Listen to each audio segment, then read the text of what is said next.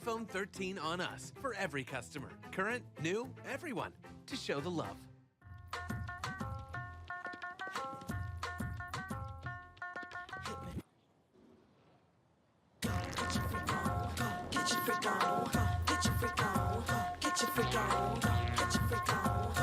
Black Star Network is here. Oh, no punches! I'm real revolutionary right now. Support this man, Black Media. He makes sure that our stories are told. Thank you for being the voice of Black America, Roland. Stay black. I love y'all. All momentum we have now, we have to keep this going. The video looks phenomenal. See, this difference between Black Star Network and black-owned media and something like CNN. You can't be black-owned media and be scared. It's time to be smart. Bring your eyeballs home. You dig?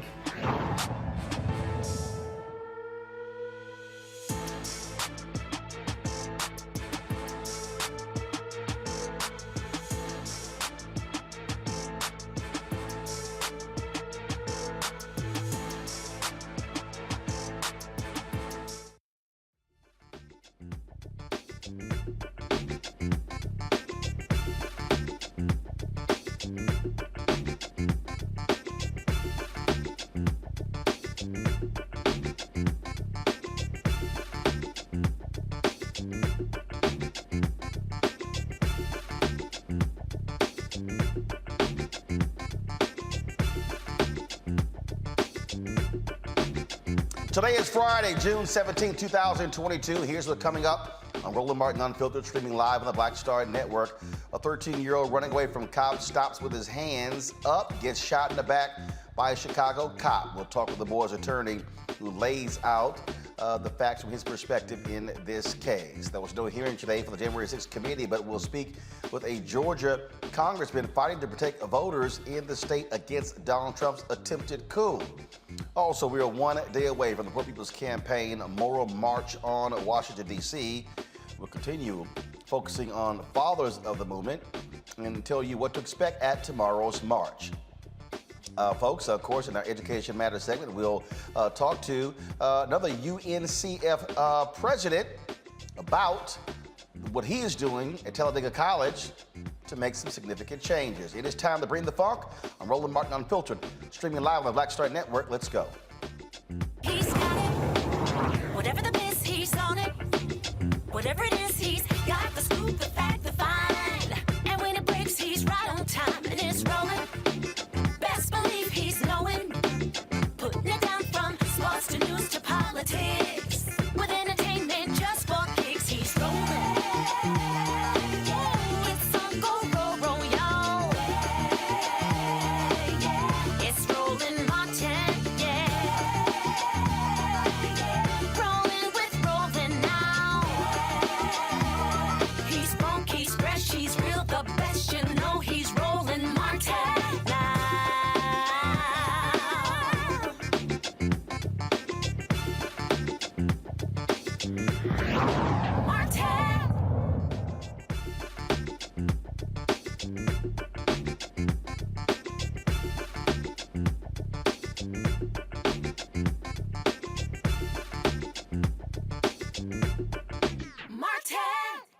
Folks, in Chicago, a newly released surveillance video shows the moment an unarmed teen gets shot in the back with his hands up by a Chicago cop. Folks, this is that particular video.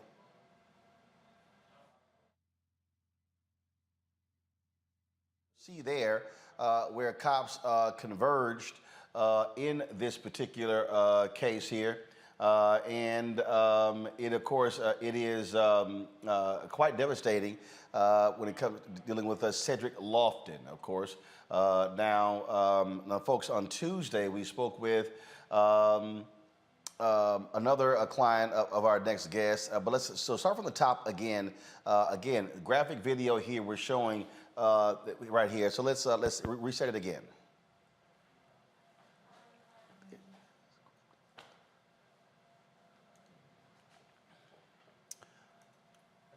Certainly unsettling there, and it's always difficult when you sort of have these stories. Andrew Stroth, managing partner, Action Injury Law Group, joins us right now. Andrew, glad to have you. First of all, what initially did cops lay out in this case? Did it differ from what the video actually shows? Well, I would say this, Roland. In Chicago, there's a history, pattern, and practice of officers shooting, as you know, young black men, and in this case, a young black boy with a foot pursuit. There was a call regarding a vehicle that was stolen. Cops responded, and what happened was my client was a passenger in a vehicle. He got out of that vehicle, ran away. The officers asked him to put his hands up. He put his hands up and was shot in the back. Unarmed, without cause or provocation, shot in the back. I'm actually going to be at Shirley Ryan Rehab Center tomorrow because this young 13-year-old black boy is fighting to be able to walk again. He loves to play basketball. He loves to ride his bike, and without cause or provocation was shot. And when that's just one of the videos. When the body cam video is released and the other surveillance video is released, it's clear. You see the young man running, you see him obeying the officer's commands, and then they not only do they shoot him and severely injure his spinal cord, his esophagus was also blown up, and then if you see in the video, they drag him without any care away from the location where he was shot. So it's tragic, and Roland, as you know, the city of Chicago is under a federal consent decree for the use of excessive and unreasonable force by officers. And my question for Lori Lightfoot, the mayor, my question for Superintendent David Brown, the chief of police, is how many young black boys and children need to be injured or killed before the city of Chicago will put in place a foot pursuit policy, Roland, that values the sanctity of life, especially black and brown lives? Okay, so what happened here? Now, again, was he being pursued by police? Was this so? What really happened here? He was being pursued by police. He was being pursued by police for what? For being in a car that was stolen. So he was in a stolen car. Was he the passenger in a stolen car? Or was he the driver? He was the passenger. He was passenger in a stolen car. Correct. Okay. How old is he? So he's literally 13 years young. Has his name been released? His initials have been released in the lawsuit. This happened May 18th. We filed a federal civil rights lawsuit May 26th. His initials AG are in the lawsuit, but we're not releasing his name because he's a minor and because of the mother's wishes. But let's be clear, Roland, the mother wants all of the videos released, all of the body cameras released, and that has not been released. The video that you're seeing now was recovered from the gas station that another media outlet was able to obtain. Again, now, does the video actually show that his hands were up? Yeah, when you look at the video, once all the video is released and there's clearer video from the body cam evidence, you'll see it's obvious that he's unarmed, and it's obvious that his hands are up. And then based on the medical documentation, it's obvious that he was shot in the back. And again, as we saw the video, guys, roll it back, and again, slow it down as you play it forward. Take it back further. Now stop. Now you see right. Okay, play the video. Freeze. Now roll it back. Now he's turning around. He's running. His hands are up. He's turning around. So nowhere in there does it show that he has a weapon or anything along those lines. And so, again, this is part of the thing we always talk about. Why shoot if someone's running away and clearly here there's no weapon? Exactly right, Roland. So when they talk about the Adam Toledo case or the Anthony Alvarez case or any of those other cases, the victim, the young black kid, actually had a weapon, and they still shouldn't have been shot. In this case, it's evident and clear that this young man, this young boy, did not have any weapon, did not present a threat, and was unjustifiably shot in the back. And now this young man may never walk again. Now, the shooting again took place when?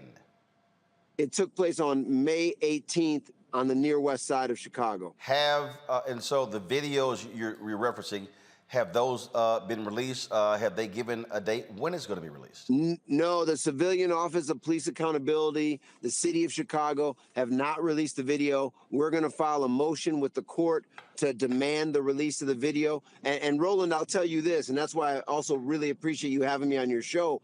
This case is a very high-profile case, and the FBI, the Cook County State's Attorney's Office, and the Civilian Office of Police Accountability have an active pending investigation into this shooting to evaluate the officer's conduct. The other thing that's so disturbing about this case is it's my understanding that this officer was involved in another shooting, a foot pursuit shooting in the past year.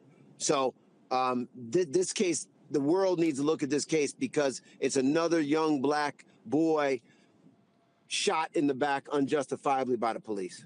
Let's talk also, you represent the family of Cedric Lofton, who died at a Kansas juvenile detention center. Lawsuit has been filed in that case. Just share with us about that lawsuit. So we just filed that lawsuit this past Monday in Wichita, Kansas, against the officers from the Wichita Police Department, as well as the officials at the Juvenile Intake and Assessment Center. That case, as you know, Roland, was a 17-year-old boy, unarmed again, who was taken into custody, suffering a mental health crisis, and instead of taking him to a hospital for treatment, they put him in a wraps restraint and then brought him into the facility, and for 39 minutes held him in the prone position, face down, and they took his breath away. And just a few days later, he died. All right, then. We'll certainly keep us abreast of what happens in this Chicago case. Andrew Stroth, we appreciate it. Thanks a lot.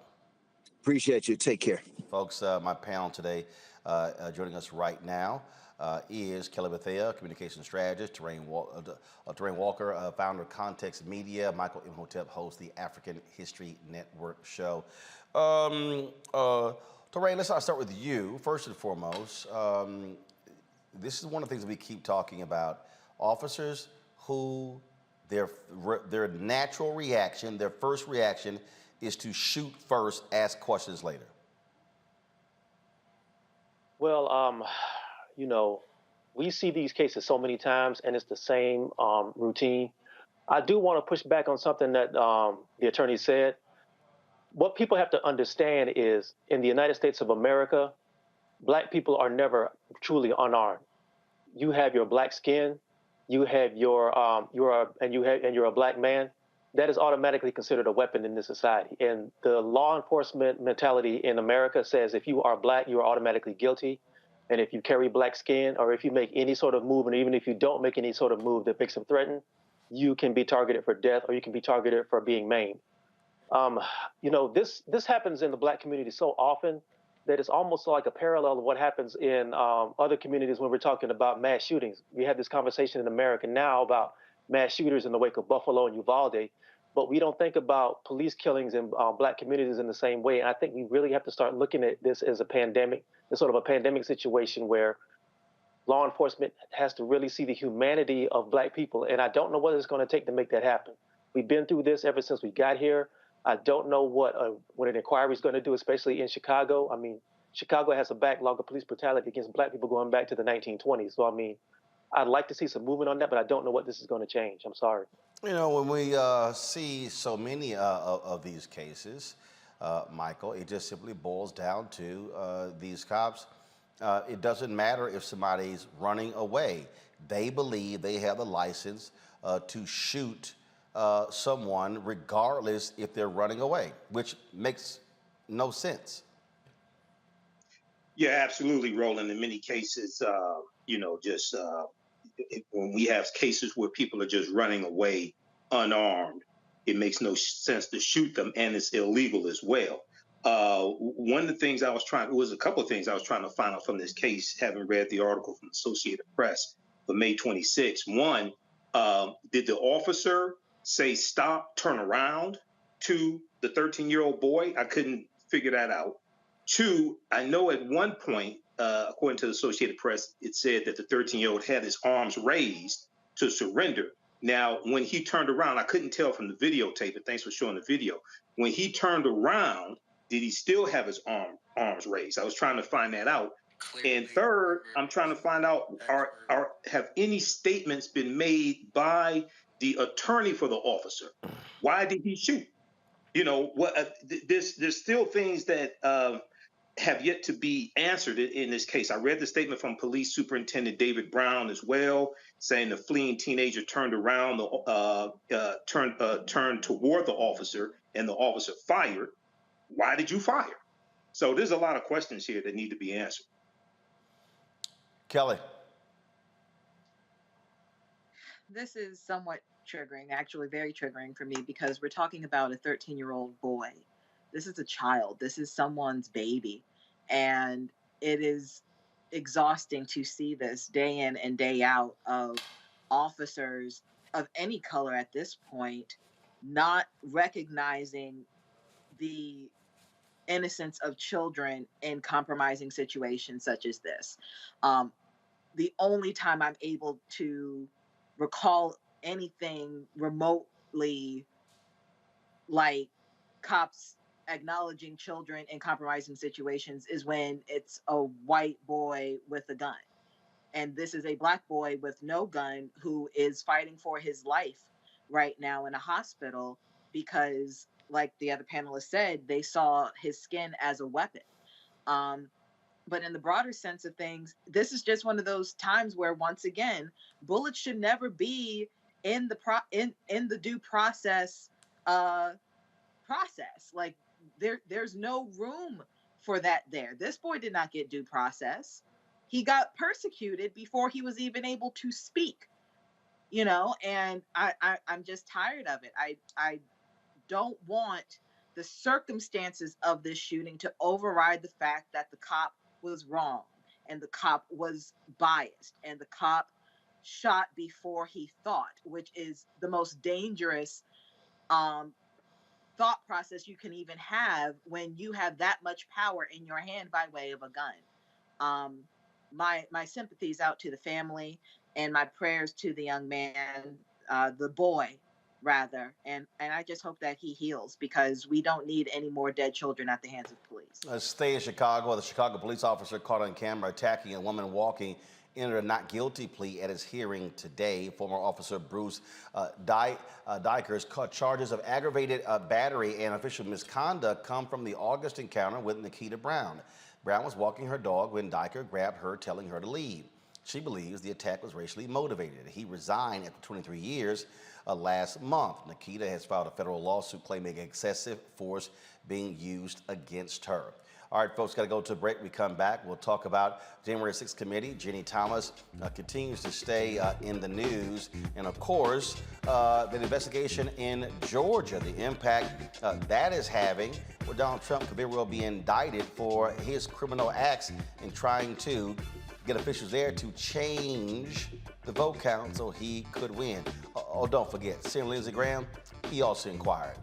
All of them should be indicted. You're watching Roland Martin Unfiltered on the Black Star Network.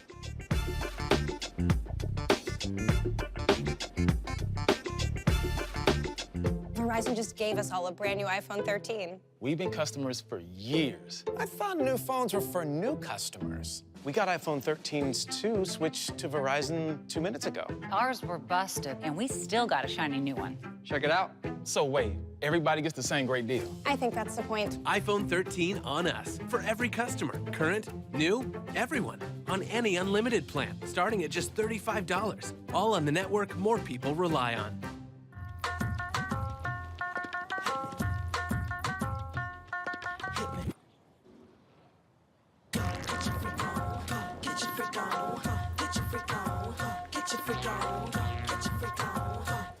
On a Next A Balanced Life with Dr. Jackie, we're talking all things mental health and how helping others can help you. We all have moments where we have struggles, and on this week's show, our guests demonstrate how helping others can also help you.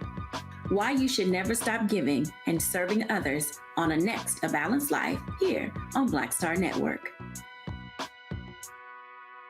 Love our new Alexa. It's a Buick. Yeah, Alexa. Buick. Alexa. It's a Buick. It's an Alexa. It's a Buick. It's an Alexa. Coach, that's a Buick. That's an Alexa. The Buick Enclave with available Alexa built in. We're all impacted by the culture, whether we know it or not. From politics to music and entertainment, it's a huge part of our lives, and we're going to talk about it every day right here on The Culture with me, Faraji Muhammad, only on the Black Star Network. How about sushi? I just had sushi for lunch yesterday. How about tacos? Automatic emergency braking, one of 6 advanced safety features standard on every 2022 Chevy Equinox. Find new technology. Find new roads. Chevrolet. You want me to do something crazy, but I don't know what to do. I'd rather just sit here. Hi, this is Cheryl Lee Ralph, and you are watching Roland Martin, Unfiltered. I mean, could it be any other way? Really? It's Roland Martin.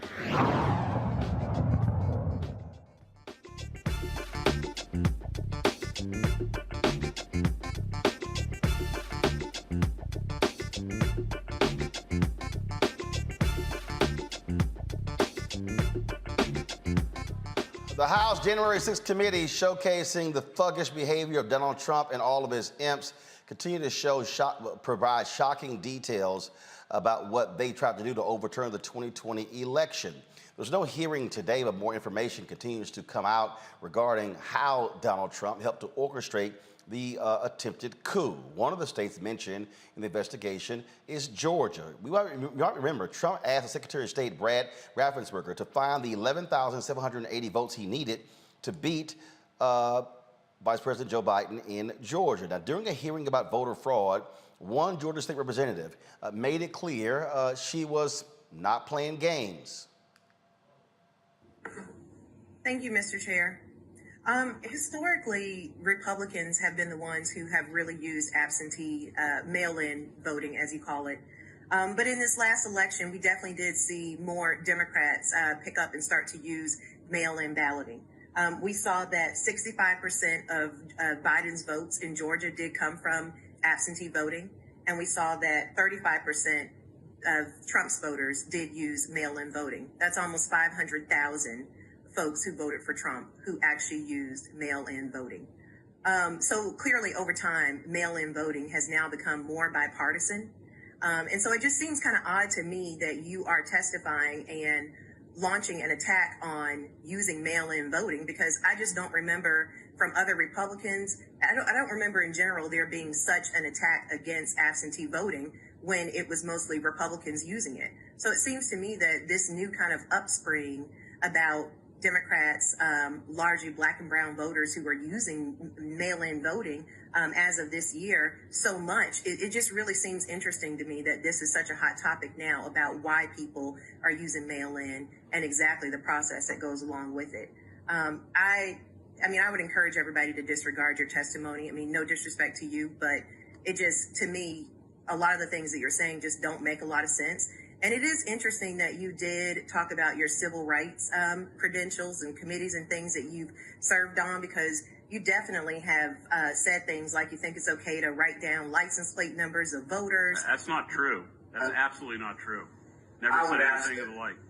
You've said that people are playing the race card, ignoring the history of voter suppression in this country for black and brown voters. So I just think that I just want to shed some light on the perspectives of which you're coming from. My specific question is, why are you now launching such an attack against absentee voting? Because almost 500,000 voters in Georgia voting for Trump, that's a lot of votes. This is a bipartisan effort to use mail-in voting. So just tell me exactly why you're launching this. First of all, Mr. Adams, please do not comment any further on this. She's made her statement. That's enough. We have pending litigation. I would ask that you not respond any further to her. Well, please. I understand that, but she said some things that weren't true that I said. So I feel compelled to explain I'm not coming at this from a Republican. I'm coming at this from somebody who's watched absentee balloting for a very long time. And by the way, I was against expanded absentee balloting 5 years ago before this was a partisan issue. So that's the first response. Secondly, those things you said that I said, such as license plates, flamingly false.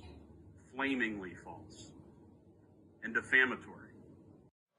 All right, joining us right now is Representative Shannon, who's also the Democratic nominee for Lieutenant Governor. She joins us now from Atlanta. Glad to have you back on the show. So explain this to folks, this committee that you are on, and what Trump wanted that Republican-dominated committee to do.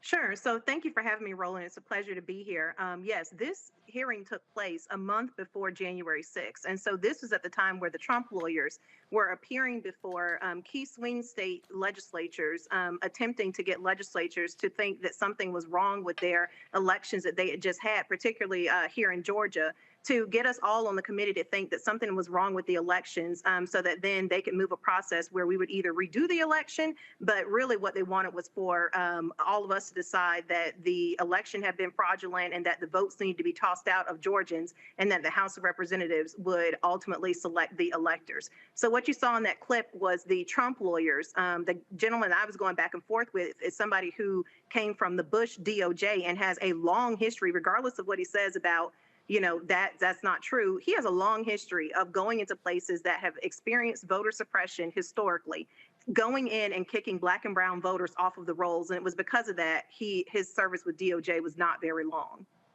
The thing that's interesting here, again, as you watch this, I mean, it is undeniable what happened here, and that is they wanted to steal the election. They were pissed off that people did not vote for Donald Trump. You have the Fulton County investigation going on by the DA there, where they could potentially be indicted. One of the things, though, that I think is important that has to be stated is there has to be a situation in this country where people they got to stop being afraid of holding this man accountable. When he was impeached, it was Senator Susan Collins who said, she believed that he learned his lesson. He got more brazen. Mm-hmm. If the Department of Justice does not indict him, mm-hmm. if the Fulton County DA does not indict him, if the New York Attorney General does not indict him, do folks understand that this man will go even further in 2024? That's absolutely correct. And I think a lot of folks are realizing what Black Americans have known for a long time, which is powerful white men a lot of times are above the law. And that's not the way that democracy should work.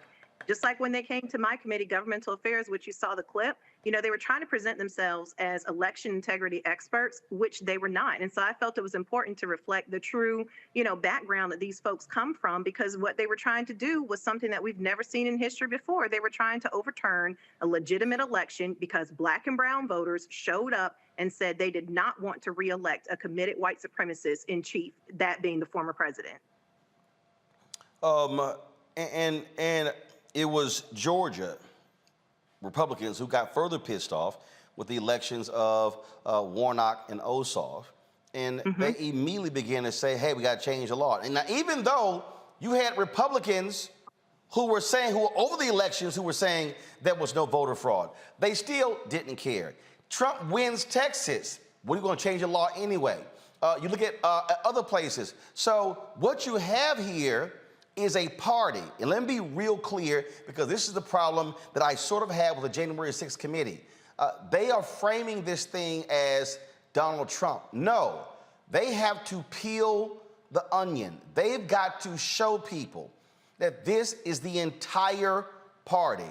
This is top down, bottom up. These are national people, state people, local people. They have fully bought into this. And so if we just keep trying to make this thing out to be about Donald Trump, that was the mistake that Hillary Clinton made in 2016 when she tried to separate him from the Republican Party. It's the mistake that President Joe Biden keeps doing when he mm-hmm. keeps acting as if there's another Republican Party out there. No, they ain't there. This is the Republican Party. That's right. And, we're glad that Liz Cheney is acting as a decent human being on this committee. But, medals cannot be given out to folks who have helped to create the situation that we have today. It's just like you said, Democrats have got to wake up and realize that there is a significant segment of white men in this country who would rather see democracy go away rather than have to share power with all of us who should have access to the ballot box equally. That is what their party is about. That is what they are about. And it's interesting, as you pointed out before, in Georgia, here, the Republicans had expanded access to absentee balloting. They had made the process easier when their voters were using it. And as soon as Black and brown voters started to use it and they no longer were able to easily use that process to get elected, that's when they wanted to change the rules. And they're still in the process of that. We've seen nothing but voter suppression bills come through more and more since 2020. What we're also seeing, these folks are trying to put individuals in position who are going to ignore the law and rule in their favor. The people they're running for secretaries of state, Trump was absolutely against Kemp as well as Raffensperger, and he got beat back by Republican voters there. But they have not stopped. They want to take over local election boards. They changed the law where they can be able to impact and take over the Fulton County Elections Board. They do not want Black people in charge of elections. They do not want there to be any progressives or liberals. They want to run the entire election apparatus in order to achieve their ultimate goal, which is power. Roland, it is like you have lived in Georgia, because not only did they do that in Fulton County, they also in this past legislative session ran a string of bills that basically amounted to gutting local election boards in every county that was, that had majority Black voters or trending Black and brown, where they had a Republican commission. So what these bills look like is basically the gutting of all current members and then allowing these Republican control county commissions to set up new election boards. So we have got to understand what time it is. The other thing I'll mention is much of the, nation talks about Brad Raffensperger as a hero. He's not. It's, as you said before, all of these folks have contributed to this. And anybody who watched the Georgia hearings, when we had the hearings, saw that at one point I did confront Brad Raffensperger on the fact that he was the one telling the big lie about election fraud before the president was. So this guy is no hero. They have all been in this together. And I think that the only reason that Brad Raffensperger stepped away from what the president wanted him to do was because he didn't want to go to jail. So we've got to realize who all of these people are, and it's not just limited to Trump. And again, people are lionizing Mike Pence as if he did something great, when the fact of the matter is, when Mike Pence was approached with his attempted coup, he didn't call the FBI, he didn't call the DOJ, he didn't call a lawyer, he called former Vice President Dan Quayle. And so I'm not sitting here praising his ass as if somehow he did something so right. No, what Vice President Mike Pence did and what the rest of these people did, they stayed silent. They said nothing, because the truth be told, they sat back and quietly was like, we hope it actually succeeds so we can stay in power. Absolutely. Representative Shannon, we certainly appreciate you coming on the show. Thanks a bunch.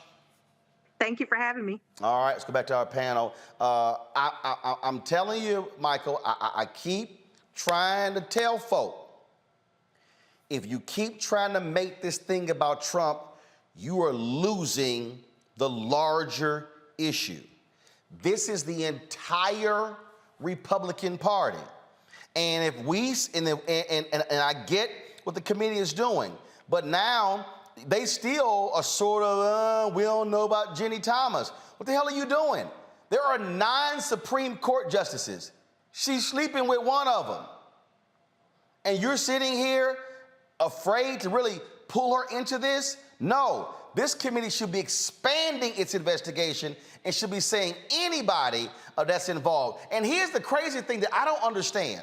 I am very confused. The Department of Justice is now requesting documents from the committee regarding the activities of the Proud Boys. How in the hell they didn't already have them? Well, when I've been following this rolling. I watched the third hearing yesterday. The Department of Justice has their own investigation, but they want to corroborate what they have investigated with what the January 6th committee has. No, what I'm saying is, if you're the January 6th committee, you don't just sit there and just hold on to it for yourself. As they were gathering stuff, they should have been saying, send a copy to DOJ. Well, what Representative Benny Thompson said today when he was surrounded by reporters and they showed it on MSNBC, he said that they are continuing their investigation. And he said they don't have time to, he said they will cooperate with the Department of Justice, but they don't have time to stop right now with their investigation to provide the Department of Justice what they need. Now, no, it's a copy machine. It's called, take that shit to Kinko's and make some copies. Not Kinko's. Does that even exist anymore? Yes, FedEx bought them. FedEx Kinko's. Right. I understand, Roland. So we'll see what happens with that. They're gonna cooperate with the Department of Justice, okay? But something more important here, because so much information has come out from this. Trump is at the center, but this is bigger than Trump. And the reason why it's bigger than Trump is because we saw what came out in the third hearing yesterday, and the culpability of John Eastman, who was one of Trump's attorneys, and John Eastman pushing to have Pence invalidate the votes, even though he knew it was illegal. And Greg Jacob, who was Vice President Mike Pence's one of his top attorneys, Greg Jacob testified to this, and he told him, he said, look, if this goes to the Supreme Court, we're going to lose 9-0. And eventually, John Eastman agreed as well. So there are multiple parts. The Proud Boys are part of this, and when the Proud Boys testified, you have Rudy Giuliani, you have Peter Navarro. There are multiple parts, but they're working for Trump. Now, very quickly here, to talk about Georgia, it's important to understand these voter suppression bills are based upon the big lie that Donald Trump pushed, but they are being crafted largely by Heritage Action for America. Heritage Action for America was exposed by Mother Jones back in May of 2021. Jessica Anderson was caught speaking to a group of donors in Tucson, Arizona, and revealing that Heritage Action was the one who was crafting these boilerplate bills to these voter suppression bills. And she said they crafted the one, SB 202 in Georgia. And these are being copied by other states as well, with Republican state legislatures and signing the law by Republican governors. So this is much larger than just Trump, but Trump is at the center of this. And you know, the Federalist Society and the Heritage Foundation also, Roland, you know this, these were the two organizations who were providing Donald Trump with lists of ultra-conservative federal judges. Of course. The bottom line here, Kelly, again, I'm going to keep saying this. It is the entire conservative movement. It's all of them. They are all complicit. They have one goal: stay in power. Even punk-ass Bill Barr, who everybody talked about, he called Trump's claims bullshit. Even punk-ass Bill Barr on his book tour said that if Trump was a nominee, he would support him. Now, how trifling can you be to work for that thug, and you saw what he did, and you see all of this, and you actually say, yeah, if he's a nominee, I will support him. Mitch McConnell, if he's a nominee, I will support him. They don't give a damn about the law. I don't want to hear shit from any Republican about law and order. They do not care. They care about power. which is why I need these sorry-ass Dems to stop being so, nice and squeaky clean, to realize you are fighting thugs. And when you fighting a thug, you gotta pick up a 2x4 or a brick or a pipe or whatever to win, because they ain't playing by no damn rules. Because there are no rules to be had. There are no rules of engagement when you are at war, right? Like real scrappy war, not talking about like the art of war. To your point about this being the conservative movement, I kind of want to push back against that and just say that this is the white supremacy movement. No, that's the same thing.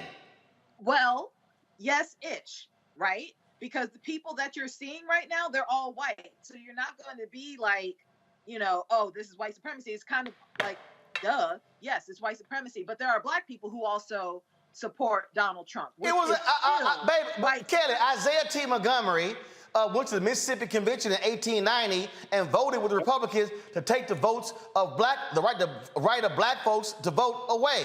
So, yeah, look, what was the skit on Chappelle's show? What was the skit? What was it, Tyrone who?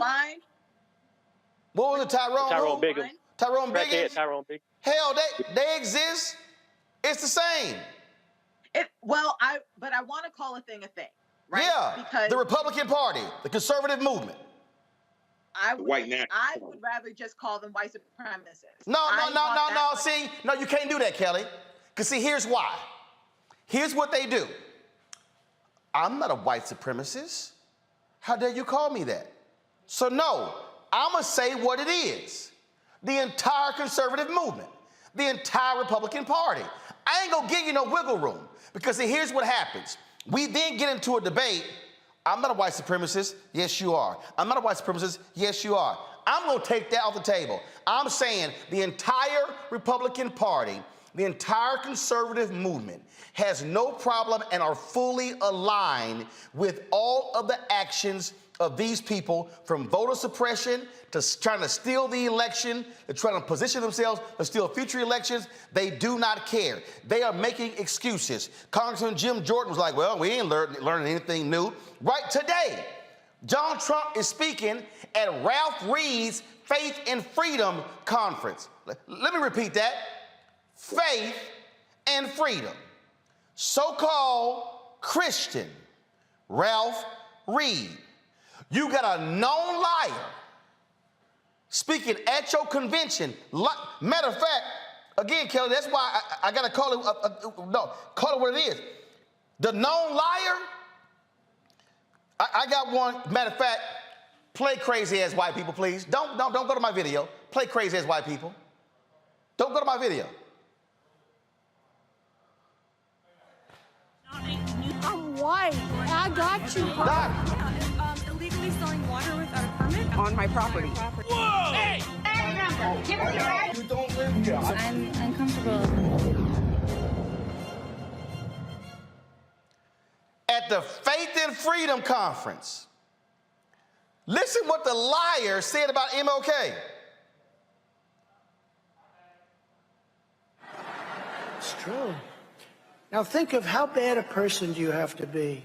You know it's a fake story. It was made up by him and Hillary Clinton and all these. All right, video froze here. Y'all, this fool Kelly said he had more people at his January 6th rally than MLK had the I Have a Dream speech. But here's my whole point. Y'all, show the video. No, go to the video. I want you to see the graphic. It's faith and freedom. No, it's faith and freedom. Ralph Reed, it was made up. Ralph Reed is such a supporter of a liar. They ain't no real damn Christians. Right. And so this is who they are. And so the problem is when we know what they are, but the problem is when you hit them with that, mainstream media doesn't want to go there. They don't want to call them that. So my whole deal is going to say no. Your entire apparatus, your foundations, your political leaders, RNC, the state people, the entire infrastructure of the Republican Party It's about staying in power. And Dems are, what my man Joe Morton said on Scandal, you're running around in the field of daisies while bombs are going all around you. That's Democrats. They just run around, oh no, everything's great. No. These people are evil. Evil. Kelly, then to run.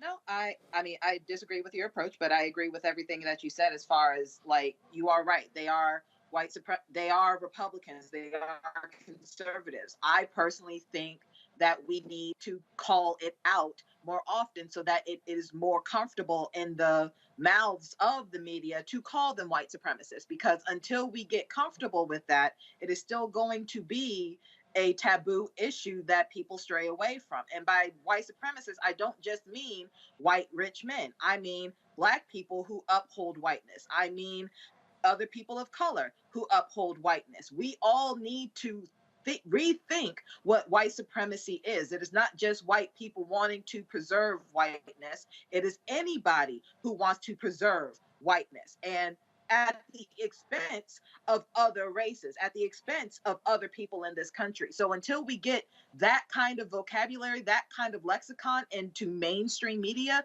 you're right. Every time we say it, it's going to be an issue and people are going to back away from it. But until we start talking about it regularly, because there are plenty of catchphrases and titles and labels that were considered taboo that were not in media for a long time. But it wasn't until we started saying it again and again and again that we got comfortable with it, to the point where it's no longer taboo, to the point where no one else knows what else to call it but the thing that it is. I want the phrase and the notion of white supremacy to get to that point. Here's the whole deal. Look, that's what I'm saying. Look, Torun, I got a book coming out called White Fear in September, but here's the reality. In the last election, 72% of the overall electorate was white. So, look, I get the point. I get calling it that, but the point I'm going to make is if I call out the lawlessness, the lying, the hypocrisy, and all of that, what I'm trying to do is to get to those white folks who will never see themselves as that. Oh, no, you're not talking about me. Because, again, part of the problem in this America, whenever you have this conversation about racist, non-racist, what has happened is the notion that you're racist if there's a burning cross in the front yard, or if you got somebody on tape with the N-word. Otherwise, them white folks like, that's not me. Oh, that's not me. What I am trying to say is the entire conservative movement, Joe Biden, there is no your grandfather's Republican Party. It's dead. It's gone. It's extinct. There's no such thing as moderate Republicans. There's no such thing as liberal Republicans. You do not find Black Republicans like Senator Ed Brooke in today's Republican Party. Senator Tim Scott will never be an Ed Brooke. Burgess Owens in the House will never be an Ed Brooke. Donalds out of Florida will never be an Ed Brooke. It's gone. So I wish Biden would stop acting as if it's going to return. If I talk to them nicely, it's going to happen. It is not. These people care about one thing: winning. Period. Nothing else matters. Nothing. And they will continue to push the lies over and over and over and over. And again, for Donald Trump, look, this is a story from media right here. New poll, whopping 59% of Fox News viewers believe Trump behaved appropriately on January 6th. You can call them white supremacists, white nationalists. Bottom line is they think they're fine with it. It's power to run. Power. You know, there's a movie that I'm a fan of that I think everybody should see. It came out a couple of years ago. it kind of ties into what we're talking about now. It's called Valkyrie. It's a Tom Cruise movie about the plot of a bunch of German officers to assassinate Adolf Hitler.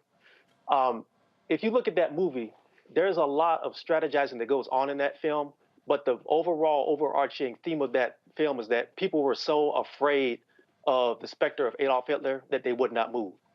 And I think that's what's happening with these hearings right now, because so many people are so focused on the specter of Donald Trump that nobody's talking about the apparatus around him to help to create a Donald Trump. Just like, the German military and German voters who were in the midst of the Depression helped to create an Adolf Hitler. A lot of white supremacists and a lot of disgruntled white voters helped to create Donald Trump, along with the news media. So there's a lot of parallels there. Now, I think what's happening right now are two things. One is the demographics of the United States of America are changing. America is getting blacker and browner, and there's nothing that anybody can do to stop that, whether it's people who are coming in from other countries or it's the birth rates in America. If you're a white supremacist, that puts a fear into your heart that goes to the heart of most white supremacist theory, even if we see what happened in Buffalo. A core tenet of white supremacist theory is the idea of replacement, that, people who are of color, black people of other races, people of other ethnicities, even people of other orientations are going to overwhelm you with their birth rates and take you out. What that factors into electoral politics is that creates a group of people who are ready to vote. And most people in America vote for people who generally look like them, even more so than outside of whatever their policies are. So if you're a white supremacist, that scares you to death. And a lot of what we're seeing from the Republicans is people who are acting out on that fear, who have legislative power, and they don't want to see that whatever power they feel like they have is going away. That's why you saw even to the point where when the January 6th riots took place, I don't call them insurrections. Those are basically race riots. When that happened, if you look at the police response to those riots, if you look at the old video, those people were allowed leeway that no other group who was set up that way and armed have been able to get in. They would have napalmed the Senate building, and they would have machine gunned everybody who came in there, if that was the Panthers or anybody else, and we know that. So what I'm saying is there's an apparatus in this country that allows these things to happen, and there's an apparatus that treats these people with kid gloves instead of dealing with that. And that goes all the way back to Reconstruction. After the end of the Civil War, there were a few people in Congress who say, hey, we need to put the Confederate leadership on trial. We need to have war crimes trials just like they had in the Second World War. What happened was Grant and Lincoln said, let Robert Lee and his army go back home, give them their horses and their guns, and they'll keep the peace. And what happened? They immediately formed the Ku Klux Klan and started murdering and brutalizing newly enfranchised black people. Well, also don't forget they actually gave the plantation owners their land back by saying once they essentially apologized for trying to succeed. Well, exactly. See how stupid that was. Exactly, and we're dealing with that legacy up until this day. So that's the first thing. The first thing is the demographic shift in this country. But hold up. But we got to caution with the demographic shift because you have a number of folks who are Latino who identify as white Hispanics. That's true. That's true. And look, I'm from Texas, and I'm telling you right now, there are individuals who are more aligned with that white supremacist view of the Republican Party. Again, it's there. It's a clear and present danger. 30 more seconds before I gotta go to a break. No, I just want to finish up by saying this. Until we get out this idea on the Democratic side of trying to be everybody's friend and trying to keep decorum, we're never going to get any real progress. Like you said at the beginning of the piece, we're in a fight. And when you're in a fight, whether you initiate the fight or not, you better fight. And we got to get out of this idea of trying to be everybody's friend and pick up something and get to go to war with these people. Again, they want power, period. And they will get it by any means necessary. When we come back, we'll talk about the Poor People's Campaign, the march taking place tomorrow here in Washington, D.C. Don't forget to support us at the Black Star Network. Download our Black Star Network app, Apple phone, Android phone, Apple TV, Android TV, Roku, Amazon Fire TV, Xbox One, Samsung Smart TV. Support our Bring the Funk fan club. For every dollar you give goes to support this show. So you're checking money order to P.O. Box 57196, Washington, D.C. 20037-0196. Cash App, $RM Unfiltered. PayPal is R Martin Unfiltered. Venmo is RM Unfiltered. Zelle is Roland@RolandSMartin.com. Roland@RolandMartinUnfiltered.com. I'll be right back.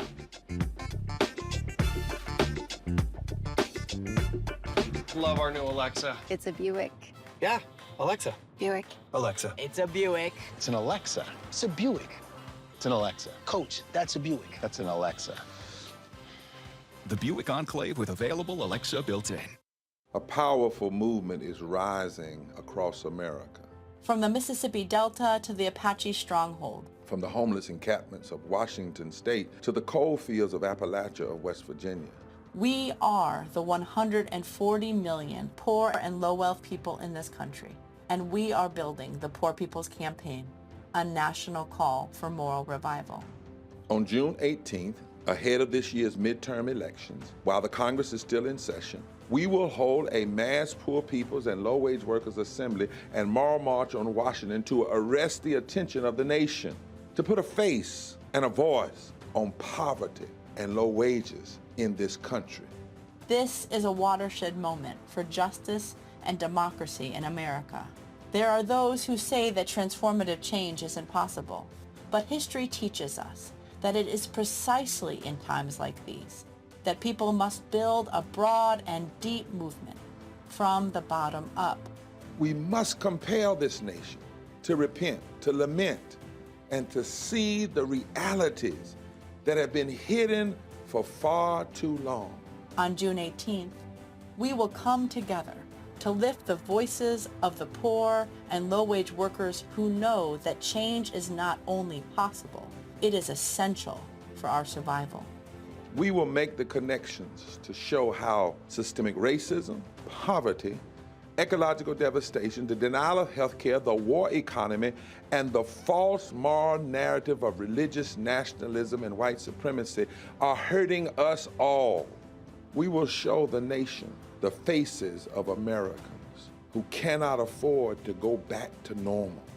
We will detail the policies that can move us toward a society that works for everyone. And we will pledge to go home and build power for transformative change in this year's election and for years to come. Because the question should have never been, how much will it cost to address poverty? The real question is, how much is it costing us not to? Somebody's been hurting our people. It's gone on far too long. And we won't be silent or unseen anymore. Join us in D.C. on June 18th. Build with us for a third reconstruction in America. Visit poorpeoplescampaign.org.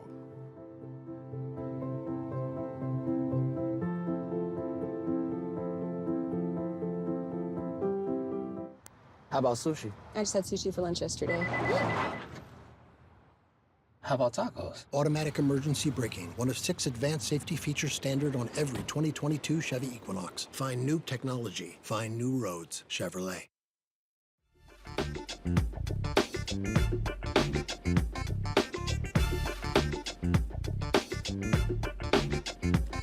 Tomorrow in Washington, D.C., the Poor People's Campaign will have their march here in the city. We'll be live broadcasting from there. Our coverage will begin at 9 a.m. Procession begins about that time, and then, of course, the program starts at 10 o'clock. We have been talking about this for the last several months. And, of course, this is also Father's Day weekend, Juneteenth weekend as well. The focus is on low-wage workers and the poor and establishing an agenda representing the 140 million low-wage workers across the country. Jack Golub joins us right now. He's a young teacher at a school with a majority of immigrants in Austin, Texas. He is already here. He'll be there tomorrow as well. Jack, glad to have you here. Again, centering this issue around low-wage workers is important, especially when you look at these numbers coming out. When you look at the massive wealth, people love talking about Elon Musk and Jeff Bezos and all the money they have, them flying off to space. But not only that, I just saw the story where the United States Senate has added $45 billion to the defense budget, more than what the Biden folks are asking. Damn, we need 45 more billion for defense? You're absolutely right, and thank you for having me on. One of the things that's important for us to remind ourselves is these problems are not new. It's not COVID that started defunding schools. It's not what happened in the wake of George Floyd getting murdered that has caused this attack on critical race theory. The foundations of our society, or at least the foundations of any kind of opportunity for upward mobility, have always been underfunded. They have long been ignored or neglected and left in a state of disrepair. And so it's very important for us to respond to some of the challenges like billionaires accumulating trillions of dollars during the pandemic while many people are evicted and go without a job. But these issues are not caused by COVID. They're caused by the system we've chosen to build, and for those of us that don't have as much power, that we've chosen to tolerate. You know, Dr. King, he talked about the military-industrial complex. He talked about the amount of money that we were spending on the Vietnam War and how we could have adequately addressed the issue of poverty in this country. He talked about that President Lyndon Baines Johnson's war on poverty, the Great Society, frankly, was interrupted and was shortened because of the resources that we were sending to Vietnam. And again, when I look at the numbers, look, we all support a national defense, but already we spend more money than the next 10 countries combined. And Biden's budget calls for an increase in the Department of Defense. They got an increase last year, and you had this massive increase under Trump, the bill for Senator John McCain. And so, damn, at what point does somebody say to the Department of Defense, you know what? Y'all gonna get the same amount of money y'all got last year because y'all getting way more money than anybody else right now anyway. You're absolutely right. I remember, so one of the bigger actions of this last year, we came to D.C. to demand new voting rights legislation and to the passage of Build Back Better. And the sticker price of Build Back Better was pitched as this ridiculous, I forget exactly the number, $3 trillion. And yet we give 20 times that to the Pentagon every year. And so we like to pick and choose, or our elected officials like to pick and choose which standards or which expectations matter. And what you're saying reminded me, I'm not sure if it was Dan Patrick, but it was some Texas official who talked about how it's important for us to stop talking about racism and realize Dr. King's dream. But they conveniently ignore that there is no room for war in his dream. There is no room for poverty in his dream. There is no room for an economy dictated by exploitative special interests and not a generative economy that is both lifting from the bottom and just giving contributive opportunities to everyone. Now, all of that gets ignored. And so those people, and it's largely Republicans, but it's not just Republicans. They're selective about which parts of the message that they want to share. And so part of this movement, especially tomorrow, is we're giving you the whole message. There's a reason that you heard Reverend Barber and Reverend Liz talk about all those issues: systemic racism, poverty, ecological devastation. They're all happening at the same time. They're all intertwined. And if we try to just pick one of them, then the others will take its place. We've got to address all of them because it's an interlocking form of oppression. And so only that intersectional form of liberation is going to stop the oppression. Well, look, this is one of the issues that's going to be addressed tomorrow. We certainly look forward to the march, and also it's still a shame that the White House has refused to meet with poor people campaign organizers and workers. They want to meet with Reverend Barber, Reverend Liz Theo Harris, but they don't want to meet with the actually affected workers, and that to me is certainly a lost opportunity. Jack, we appreciate it. Thanks a lot.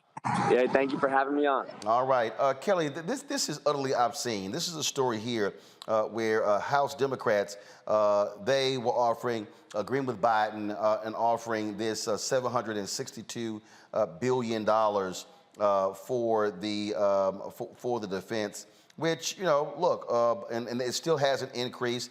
This is the story right here. And again, it's a $32 billion increase over the fiscal year 22 defense budget, okay? Again, okay, $32 billion increase, okay? Not small potatoes. Yet here, you've got the Senate Armed Services Committee. They want the bill to be $847 billion. That's damn near $1 trillion in 1 year for the defense. And don't forget, let me pull this up.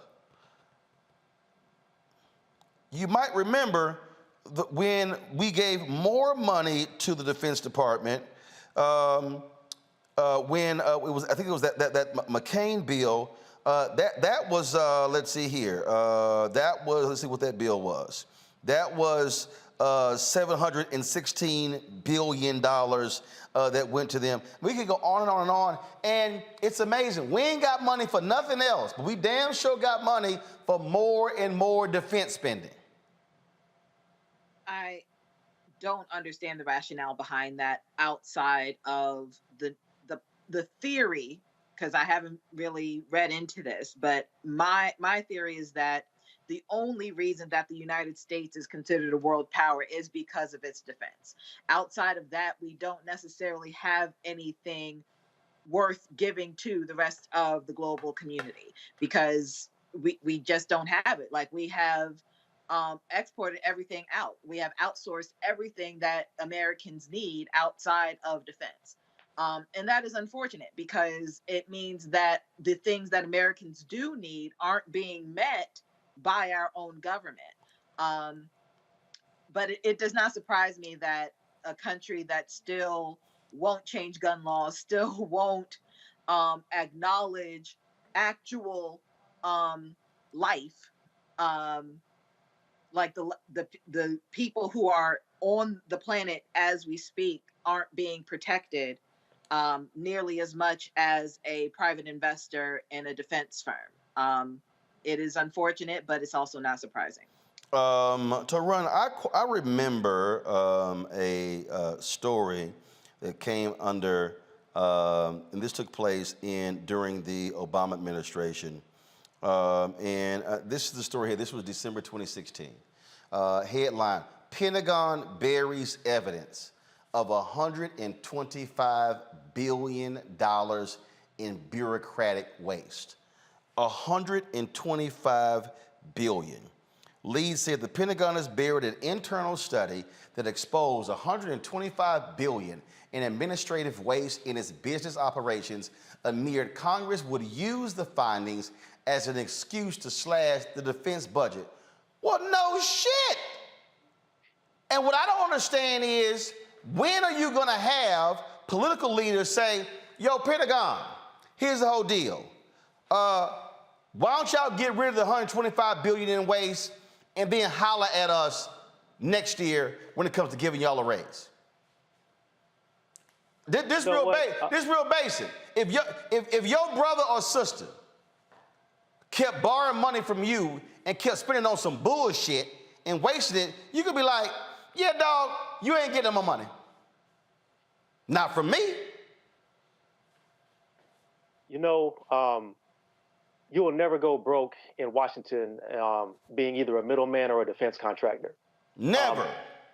You know, that's just the cold hard truth. You know, there will always be money. Like, you know, we just celebrated the anniversary, Tupac's anniversary. His classic line was, "They got money for wars but can't feed the poor." That's real. People in government can always find money for weapons. They can always find money for whatever they want to find it for. And as far as if we're talking about waste, that's probably a drop in the bucket compared to what's going on in 2022 that we won't know about till 10 more years.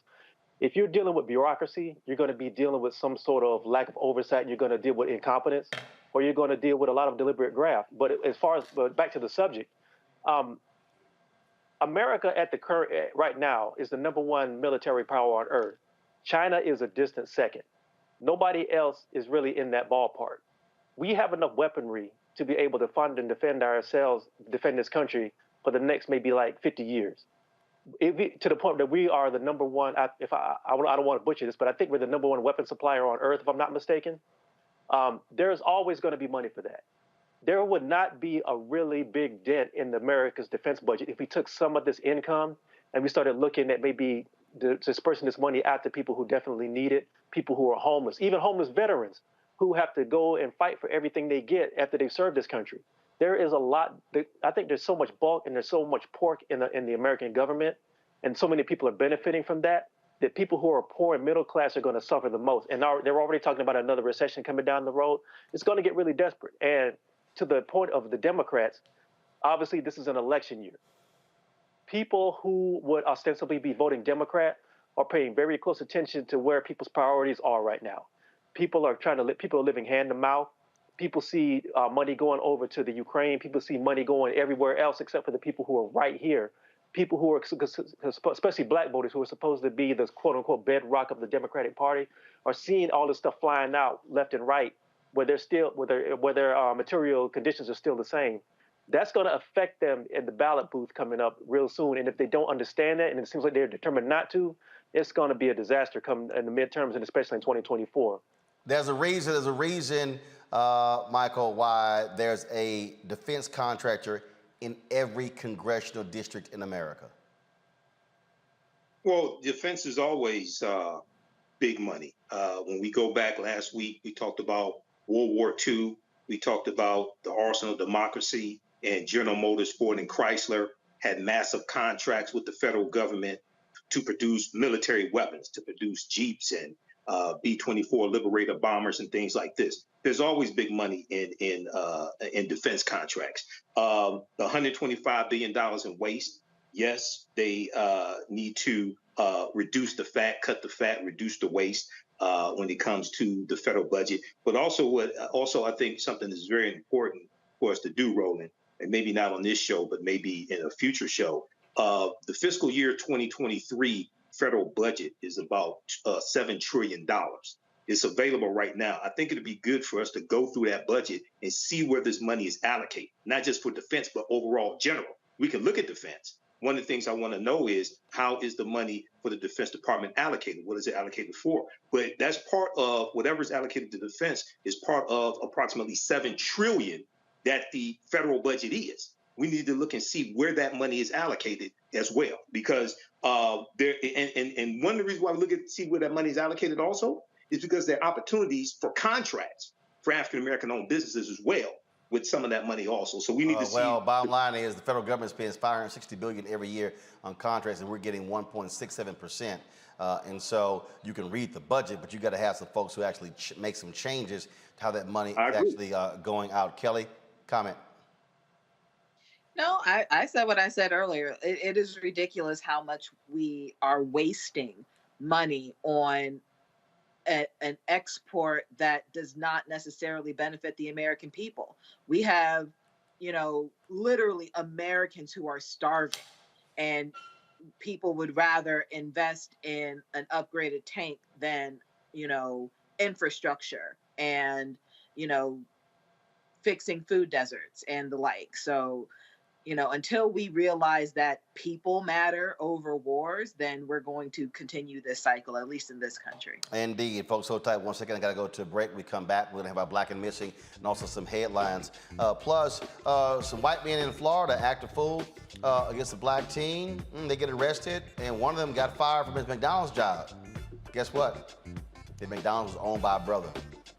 I'll tell you about that when we come back. Hey, y'all on YouTube and Facebook, hit the like button. Y'all messing around on YouTube. We should be more than 1,000 likes by now. And so we got about a 3-minute break. When we come back, we should be over 1,000 likes. It don't make any sense whatsoever. I'm looking at 576. All right, y'all, come on. Hit the like button. It ain't that hard. It's a click, and you can move on and keep commenting. We'll be back on Roland Martin Unfiltered on the Black Star Network. Don't make me have to start cussing.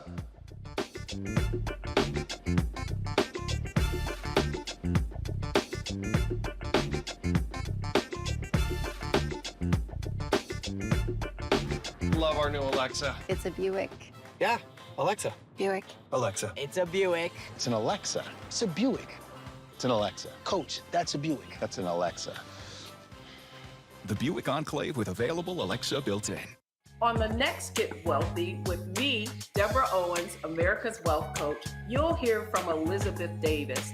She left a flourishing career in the construction industry to build her own business using her same skill sets. And oh, by the way, now a multi-million-dollar business. Every day I was looking at my numbers rather than looking at them weekly or monthly. When you're first starting your business, my recommendation is look at your numbers every day, because are they balancing out each day? If they're not balancing out for 3 days in a row, that means your week is going to be off. That's right here on Get Wealthy, only on Black Star Network. How about sushi? I just had sushi for lunch yesterday. How about tacos? Automatic emergency braking, one of 6 advanced safety features standard on every 2022 Chevy Equinox. Find new technology. Find new roads. Chevrolet. Hi, everybody. This is Jonathan Nelson. Hi, this is Cheryl Lee Ralph, and you are watching Roland Martin, Unfiltered.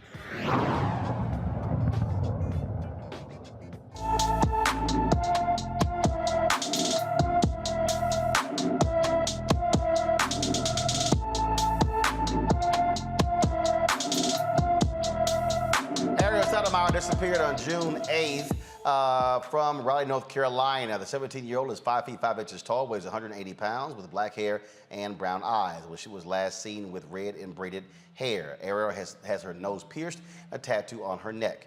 Anyone with information about Ariel should call the Raleigh, North Carolina Police Department at 919-831-6311, 919-831-6311. The funeral for 11-year-old Layla Salazar, who adored koala bears, loved the Dallas Cowboys, and danced in TikTok videos, was laid to rest today. Her family said she wanted her grandparents to pick her up as often as possible from school because they would treat her to tacos. She was among the last of the 21 victims of the May 24th mass shooting in the Texas town. The final funerals for the remaining victims will take place next week. Folks, it took more than 70 years, but freedom riders sentenced to a 1947 chain gang for involvement in the Journey to Reconciliation got their sentences vacated. Civil rights leader Bob Rustin and 3 other men were arrested in Orange County, North Carolina, after launching the first of the Freedom Rides, challenging the Jim Crow laws that mandated bus segregation. May was the 75th anniversary of the arrest, and 5 district court judges issued the following apology. In part, the Orange County Court was on the wrong side of the law in May 1947, and it was on the wrong side of history. Today, we stand before our community on behalf of all 5 district court judges for Orange and Chatham counties and accept the responsibility entrusted to us to do our part to eliminate racial disparities in our justice system. Also, folks, today is the 7th anniversary of the Emmanuel 9. That is the African Americans who were killed in a church in Charleston, South Carolina by Dylan Roof. And so certainly our thoughts and prayers go out to the family as they still reflect on this day on what happened in that church at a Bible study.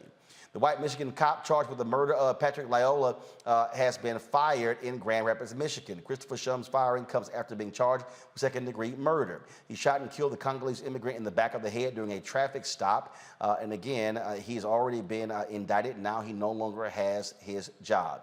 A shooting in an Alabama church potluck rocked the community as the gunman was a congregation member. A 71-year-old man shot 2 elders and wounded 1 at a potluck held at St. Stephen's Episcopal Church in a suburb of Birmingham. The 2 elders, Walter Rainey and Sarah Yeager, died from their wounds, while the 3rd victim was hospitalized. Church members subdued the suspect until the police arrived. He's currently in custody facing capital murder charges. In Ohio, the Justice Department has secured a settlement with Ohio's Groveport-Madison Local School District Board of Education. The settlement resolves the department's complaint the board violated Title VII of the Civil Rights Act of 1964 when it discriminated against and retaliated against former Groveport-Madison High School assistant principal Amon Ra Dobbin. According to the complaint, Dobbins was unfairly disciplined for complaining about the school district's dress code policy. Dobbins believes it was implemented to discriminate against black students. The board is subject to enact a consent decree and pay the former assistant principal $200,000 in back pay and compensatory damages. Let's go to Florida, where 2 white men face federal hate crime charges for yelling racial slurs while violently attacking a black man. Roy Lashley and Robert Lashley are accused of calling the black man names and repeatedly striking the victim with closed fist and an axe handle. The defendants each face a maximum term of 10 years imprisonment, 3 years of mandatory supervised release, and a $250,000 fine if convicted. Here's first of all, another story that came across, and then folks had reached out to me, and that is it dealt with a black teen who was impacted. So the teen's sister put this video out showing these white men attacking her brother, and one of them was Howard Hughes. It took place in Sanford, Florida. That, of course, is where Trayvon Martin was shot and killed. Here's that particular video. I'll talk over it. You actually, go ahead and roll it, please. So you actually see they threw a rock in the car and came after him. You see the damages that were done to that particular car. The initial reports said that the men were owners of McDonald's franchises, when in fact that wasn't the case. One of the men, you see him right there in the blue shirt, that's Howard Hughes. Well, he actually worked at a McDonald's franchise. Oh, I'm sorry, he used to work at a McDonald's franchise. Why is that? Because he has been fired from that McDonald's franchise. Y'all know why he got fired? One, because of the situation. By the way, the owner of that McDonald's is black, and that owner name is Jim Gilchrist. And so Howard no longer has his job. I keep telling y'all, let these folk act a fool, y'all gonna lose y'all job. We're more than happy to see you replaced by somebody black. Folks, got to go to a break. We come back. We'll hear from the president of Talladega College. We also have our Education Matters segment. All of that and more on Roland Martin Unfiltered right here on the Black Star Network. Download our app. Available on all platforms: Apple phone, Android phone, Apple TV, Android TV, Roku, Amazon Fire TV, Xbox One, Samsung Smart TV, and of course, join our Brina Funk fan club where every dollar you give goes to support this show. Check and money orders go to P.O. Box 57196, Washington, D.C. 20037-0196. Cash App is $RM Unfiltered. PayPal is R Martin Unfiltered. Venmo is RM Unfiltered. And Zelle is Roland@RolandSMartin.com. Roland@RolandMartinUnfiltered.com. We'll be right back. iPhone 13 on us for every customer. Current, new, everyone. To show the love. How about sushi? I just had sushi for lunch yesterday. How about tacos? Automatic emergency braking, one of 6 advanced safety features standard on every 2022 Chevy Equinox. Find new technology. Find new roads. Chevrolet. On the next Black Table, with me, Greg Carr. An amazing conversation with one of the most important thinkers of the last century. If you've ever taken an African American Studies course, he is one of the pioneers that made it possible. We didn't come to UMass grateful to be there. We brought in people that were better than the white people that were there. Professor John H. Bracey Jr., historian, activist, prolific author, and amazing teacher. He joins us on the next Black Table, only on the Black Star Network. Love our new Alexa. It's a Buick. Yeah, Alexa. Buick. Alexa. It's a Buick. It's an Alexa. It's a Buick. It's an Alexa. Coach, that's a Buick. That's an Alexa. The Buick Enclave with available Alexa built-in. On the next Get Wealthy with me, Deborah Owens, America's Wealth Coach, you'll hear from Elizabeth Davis. She left a flourishing career in the construction industry to build her own business using her same skill set. And oh, by the way, now a multi-million-dollar business. Every day I was looking at my numbers rather than looking at them weekly or monthly. When you're first starting your business, my recommendation is look at your numbers every day, because are they balancing out each day? If they're not balancing out for 3 days in a row, that means your week is going to be off. That's right here on Get Wealthy, only on Black Star Network.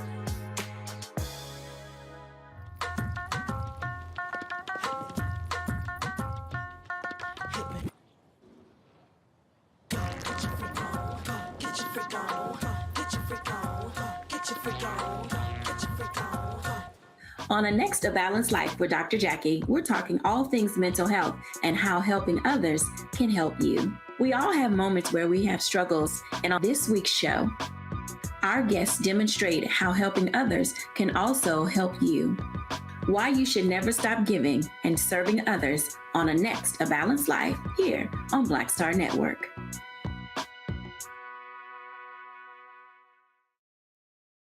Hi, y'all doing? It's your favorite funny girl, Amanda Seals. Hi, I'm Anthony Brown from Anthony Brown and Group Therapy. What up, Lana Well, and you are watching Roland Martin Unfiltered.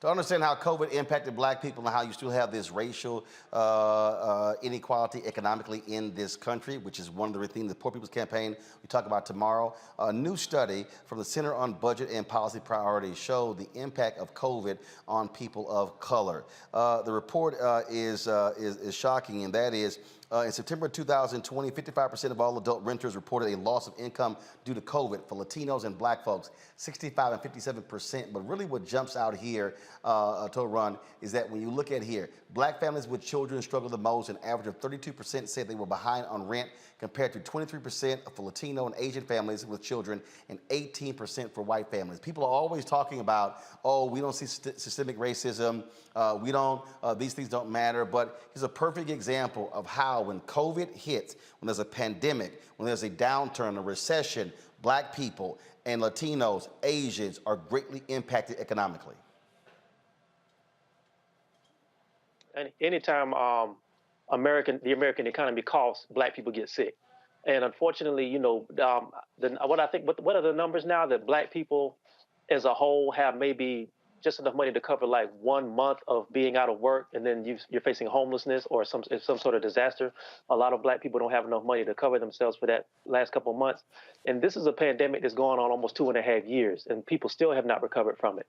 If you are, you look at the disparities between white income and black income, then it just makes sense that people who are out of work or have to take out of their savings to cover their bills are going to be affected by this. And if you are a single parent with children who have to be provided for every day, that even makes it more stressful. So unfortunately, I'm not surprised by any of these numbers, which goes back to my point earlier about we need to try to siphon some money away from so much focus on defense and military spending, and maybe move some of this money over to people who really desperately need it, who are in this country right now. Kelly, here's what it says. Go back to the graphic. Federal aid programs have helped cut the number of struggling renters, but still, right now, 10.4 million renters say they have yet to get caught up on rent. That doesn't surprise me. With what's going, like, I live in DC, right? And I have been fortunate to have relatively affordable rent for somebody who lives in DC proper. But for many people, friends, family, colleagues, everyone, rent is way too damn high. Like, the rent is too damn high. And for people who suffered at the hands of lack of employment as a result of the pandemic, I can't imagine how they could have caught up. Even if it's been 2.5 years, just because the rent for a lot of buildings did not stop increasing, or they just started increasing within the last year because there was like a moratorium on rent increases. But even with that moratorium, the rent was too high then. So I can only imagine how they are faring now. It is ridiculous. Housing should not be a privilege, especially when it is so integral to life in this country, or having a productive life in this country. Something's got to be done about it. I'm just not sure exactly what or how, or if it's going to be done at all. Michael, also what it shows here, go back to the graphic, 8 of the 10 states with the highest rates of housing hardship in the South, where, of course, African Americans make up a larger share of renters compared to other regions. Yeah, Roland, the housing crisis is getting worse. And then there was a report that came out today. I think it was on MSNBC. They were talking about it today. And I've seen it over the past couple of weeks, where you have corporations who are buying up single bedroom homes, okay, and then renting them out at inflated rates as well. So we know there was $46.5 billion in the $1.9 trillion American Rescue Plan for renters as well as landlords. That's largely been exhausted, even though some states may still have a little money left.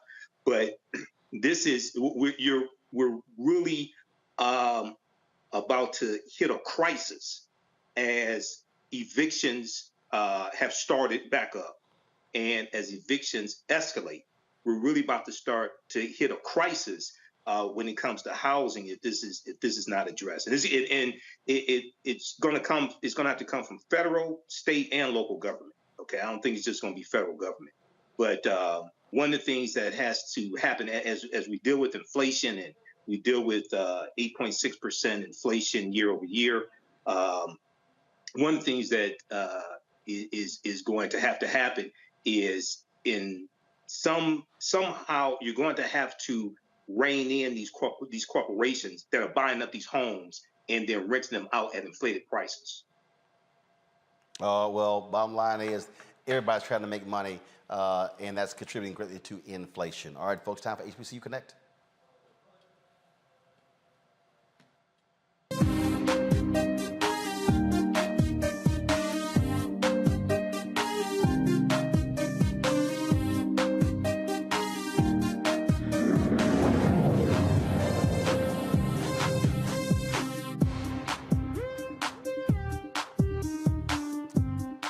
This week in Alabama at the this week in Atlanta at the UNCF Summit for Black Higher Education, I caught up with Dr. Gregory Vincent, the new president at Talladega College, where he talked about what he has plans for the first place that he has become the head man in charge. Here is our discussion. All right, Greg, so let's talk about this new thing you're doing. You're a first timer, right? Yeah. Yep, at HBCU. First of all, I just want to say, brother, I'm so proud of you. I know we all are. Well-deserved award and Hall of Fame, because you have kept it real. And I just want to say we support you, we love you. Appreciate it. But yeah, it's new. It's a new opportunity to lead a historically black organization. As you know, I had another great opportunity to lead another historic black organization, the Boulé. And so some similarities, but some significant differences. But it's all about advocating for the permanent interests of black people. And that's what I'm excited about. So what was it? I mean, look, taking on the task of being a university president is a whole different deal. Yeah. And certainly going to an HBCU. And so when you look at the other places that you've been, what was that moment where you said, I want this, I need to do this? Yeah, two things. One, the call of the founders. You know, to think about two newly freedmen who created this educational institution to educate generations to come, called to me. So that's the first thing. I was also impressed with the sophistication of the board. They're very strong, very committed. Some are Talladegans, some are not. But I was very impressed with them. And then meeting the young people, the students and the alums are just so incredible. We're here at the UNCF Forum. The person who tagged the terrible thing away is a Talladegan, Dr. Long, right, who was also a UNCF president. So this permeates. And so it was a great calling to come to an HBCU, particularly at this point in my career. You mentioned leading the Boulé, Sigma Pi Phi, and now you're talking about HBCU. One of the things that I have consistently said is that there's a fundamental problem, I believe, with many of our black institutions. What I mean by that is, too often, and COVID exposed this, that many of our institutions are 15, 20 years behind. Whether we're talking about black churches, whether we're talking about black colleges, whether we're talking about black organizations, in terms of being able to operating in the same space now. So what COVID did, COVID forced a lot of universities. They had no choice but to do online. They had no choice but to change how they were recruiting, how they were doing business. And I think if there was a silver lining, if you will, with COVID, I think that's what it did. It forced a reevaluation of how our black institutions were doing business. Yeah, Brother Martin, I will tell you that for a sector that's supposed to be filled with a bunch of progressives and liberals, we're a very conservative enterprise, right? We don't like a lot of change. Or and risk. You're right. Yeah, right. And so there have been these global events that have changed higher education. You think about World War II. You think about COVID, right? It's these external events that have impacted us, has caused us to change, and we're oftentimes reacting to these global changes, right? And so you're absolutely correct. I think what makes this forum and this, Unite so powerful is how do we collectively use our resources for the greater good, right? Because one institution can't do it all, but collectively we can make it happen. And I think it is, you mentioned board. Again, one of my greatest criticisms of our institutions is that we have folk who are in positions of power who never sat at the table of power. Yeah, yeah. So we have folks who, you take boards. I say it all the time. You don't sit on board of trustees to get power. No, you bring something to the table. Do you bring relationships? Do you bring fundraising? Do you bring expertise? And that's one of the reasons why I think too often we've had stagnation. And even when you talk about the whole issue with trying to move change, if you have folk at the table who have never played at this level, well, then there's no way the institution or the organization can ever get to that level, because you gotta have folk who are with you, as opposed to you constantly fighting with them, trying to get them to understand why we need to get to this level. You know this better than anyone. Talent, talent, talent. At all levels, from the board to the executive leadership, to your faculty, to the students. You have to have talent. You hit it so well. One of the things that I appreciate about Talladega, they didn't want to be in-house. They wanted people from different backgrounds, different perspectives. There have been people, to your point, and I love the point you made, who have been responsible executives in their organizations. They are leading. They're bringing in profit and loss, right? They understand these issues. And I agree. And they love the institution. Now the outside piece I do think is also critical, because one of the, when I've had conversations with the folks, we've talked about historically out of HBCUs, there's this reluctance to have somebody who didn't go to a HBCU. And then it's, oh, well, you don't understand the HBCU way. And the flip side is, I understand P&L, I understand shrinking enrollment, I understand you're gonna go out of business. Yeah. So the deal is, if you can get somebody who brings a special skill set that can elevate your institution, that's who you need to be choosing. Brother Martin, we have one of these executives that you so astutely picked out is the CEO of the Alabama Institute for the Deaf and Blind. He happens to be white. His son went to the school. He encouraged his son to go for a whole host of reasons. And so that's a great example. But one thing about Talladega and so many of these other institutions, we've been ahead of the curve around commitment to being inclusive. Our fraternity was our first, interracial fraternity. We've been about this all along. So why are we afraid to have people from different backgrounds and perspectives? I think it's important that we do that. When you visited the university, what have you discovered to be your greatest need, your greatest priority? Yeah, you know this well, deferred maintenance, right, and the upkeep. Very often we put that to the side, and that's why they call it deferred maintenance, well, right? That's an American thing, too. Yeah. We wait for stuff to literally fall apart, then go, I guess we ought to fix it. Right. So I would say that's the greatest thing. This is an amazing campus. We had part of the Underground Railroad on our campus. We have these buildings and institutions that breathe history. The Dr. Harvey Museum now houses the Amistad murals that are valued at $50 million. Thanks to his generosity, we're now able to preserve them. They were at risk of being destroyed forever, but for proper curation, right? And so that institution, we know many institutions that are having problems in their residence halls. How can you learn when you're worried about, am I safe, right? So that's important as well. Have you, where's the university now when it comes to its enrollment? Yeah, we're about 1,300 students. Now, what's the highest it's ever been? That's the highest it's been. That's the highest it's been. And you raised something else that's important about online learning. One of our most important programs is what we call our Fast Track program.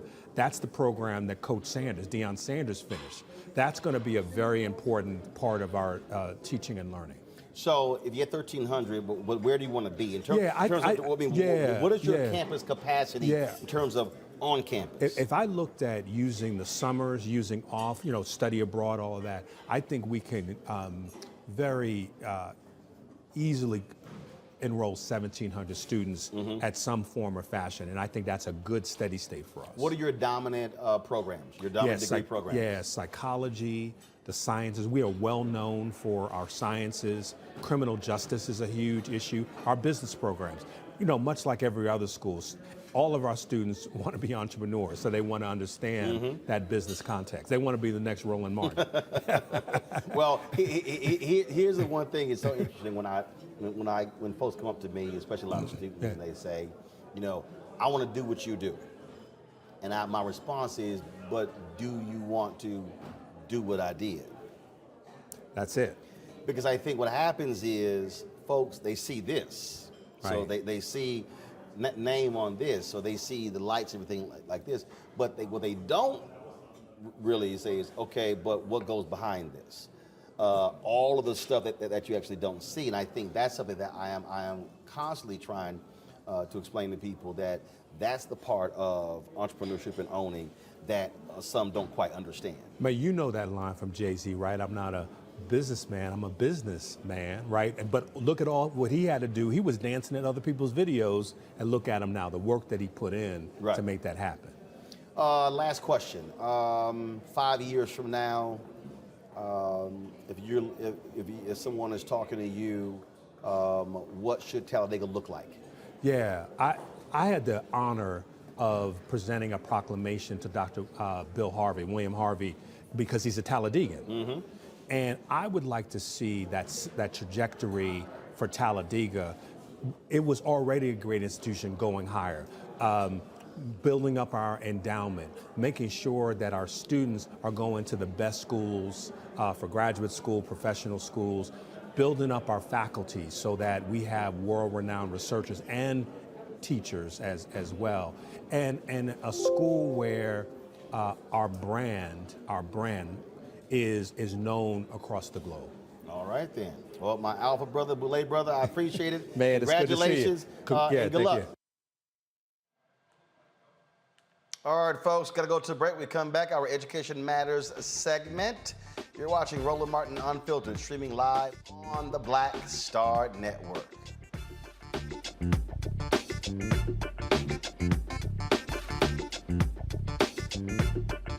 Next on the Black Table with me, Greg Carr, a very different take on Juneteenth with the one and only Dr. Sunyata Ahmed. We'll explore the amazing foods, remedies, and rituals that are a part of our history and the Juneteenth holiday. So it's our responsibility to return the healthier version to our folks instead of just the red liqueurs marketed to us, the red sodas and the other things. I mean, why does the Kool-Aid man have to sound like Louis Armstrong? He's like, oh yeah! Yeah, right. An enlightening and tasty hour of the Black Table, only on the Black Star Network. What's going on? This is Tobias Trevelyan. Hey, I'm Amber Stevens-West. Yo, what up, y'all? This is Jay Ellis, and you're watching Roland Martin Unfiltered.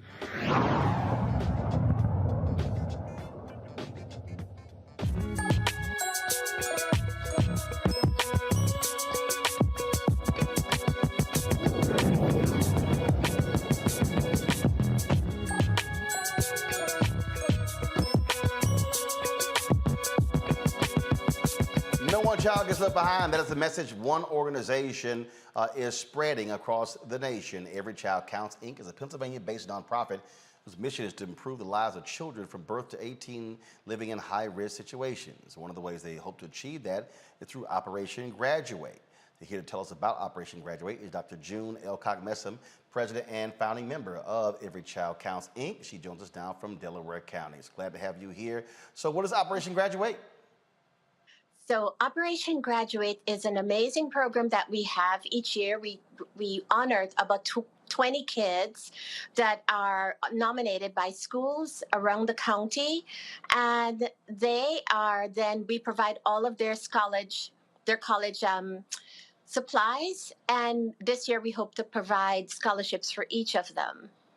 We provide also mentoring for them. We're hoping that one child at a time we can teach them how to get out of poverty, how to get out of their situation, come back to the situation and teach another child how to do it. If we can help one child at a time to get out of this their situation, whatever it is, whether if it is that they were hurt, whether it is that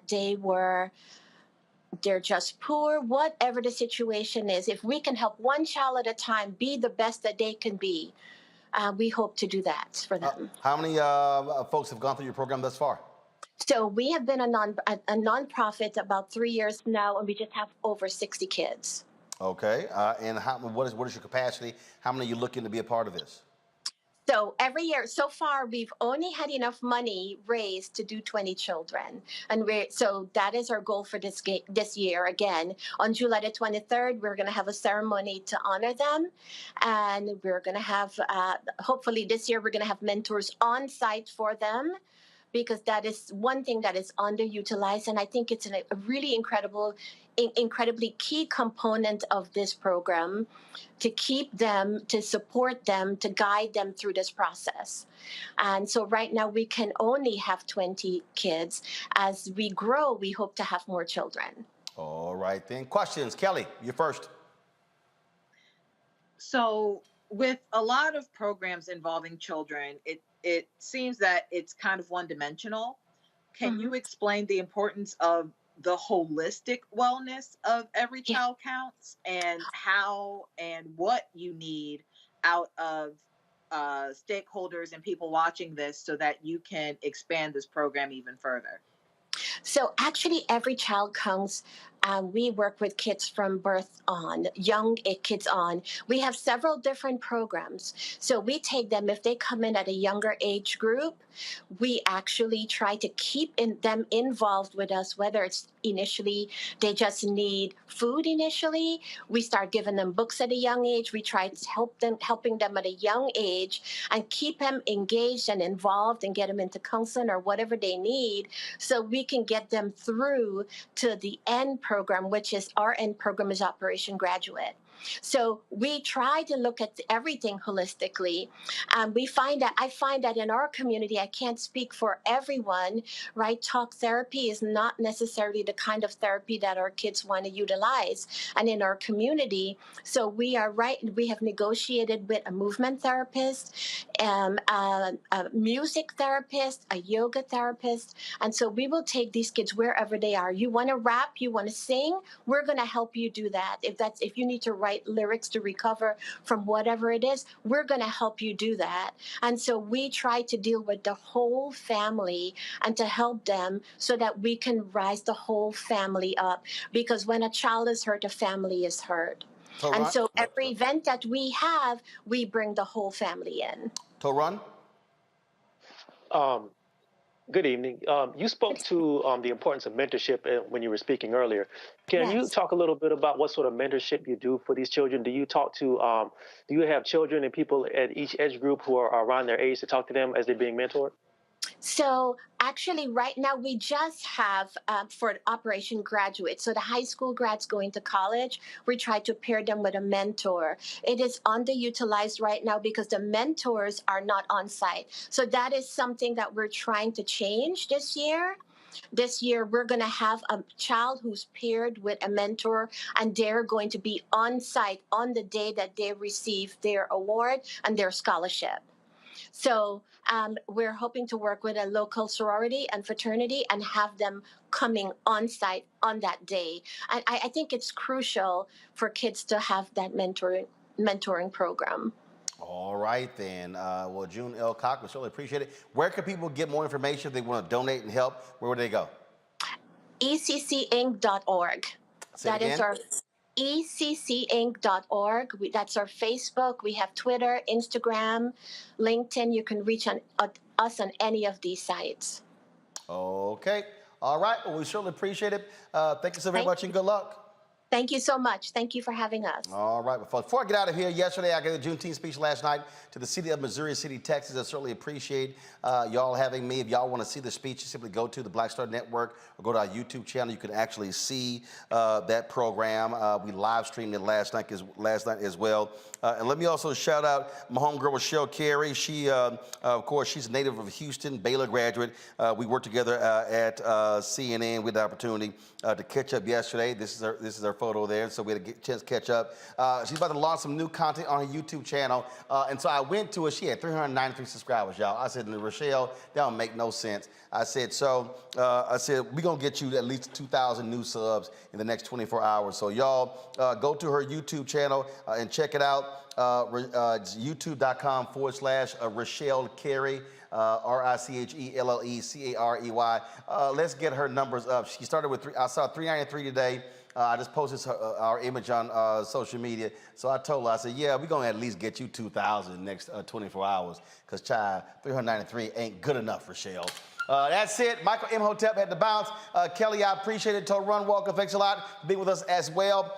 Folks, tomorrow we are broadcasting live from the nation's capital for the Poor People's Campaign. Look forward to that. And also, so I was not supposed to be here today. I'm supposed to be at the University of Michigan for their Juneteenth event. My 6 a.m. flight on Delta from Houston was canceled. And literally, there was no other flight that got me to Michigan in time to give the speech. We checked everybody. We checked every airline, Southwest. My assistant even checked Spirit. Now, y'all know damn well we were trying to actually make this speech. We were unable to do so. I even looked into chartering a plane and literally could not find anything. And so I want to thank the University of Michigan for inviting me. I was there several years ago with Jane Elliott. I hope to go back. And so we tried every single thing to get there. And I just hate that we could not do it. And that was one of the members of the Little Rock Nine who was speaking there as well. And so I definitely wanted to be there, but there was just no way. These airlines now all over the place. And so it's just crazy now what is happening with these flights. And so we just could not do it. Okay, come on, YouTube. We 20 away from hitting 1,000 likes. Seriously, y'all hit the like button. This ain't that hard. Come on, hit the like button. Look, we should hit 1,000 before all of our names go by. These are all the members of our Bring the Funk fan club. Every Friday, we show their names. If you don't see your name, now some of y'all keep saying, man, it's going by too fast. All y'all got to do is sit here and record the show, then slow it down to find your name. We put first names first, because that's in terms of how our spreadsheet goes. So first names first. So y'all, it ain't hard to find your name. So if you have not been able to see your name, let me know. I'll be sure to have Keenan add your name to the list so we can make sure that you are on there. And so finally, y'all hit 1,000. Y'all, I should not have to be begging y'all to hit the like button. The moment you log on before you start commenting, hit the like button, okay? That's it. We got to go get some sleep. Our whole team is going to be out there tomorrow covering the march. Don't forget, we go live at 9 a.m. We'll be there nonstop. Also, I'll be on Simone Sanders' MSNBC show tomorrow, 4 p.m. from the mall as well. All right, folks, until then, I'll see y'all. Holla!